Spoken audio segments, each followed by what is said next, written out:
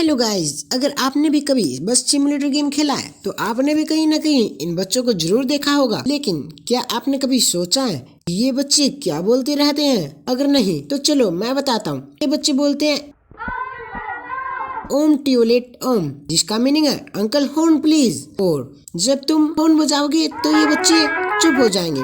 लेकिन भाई ये बच्चे इतने बेशर्म हैं, जब तक तुम सभी हॉर्न नहीं बजा लेते ये चुप ही नहीं होंगे। बताओ कोई बात है ये? भाई एक हॉर्न के लिए अपने स्कूल को, अपने सभी कामों को त्याग दिया भाई। पढ़ाई लिखाई में ध्यान लगाओ, IAS बनो और देश को संभालो, लेकिन नहीं।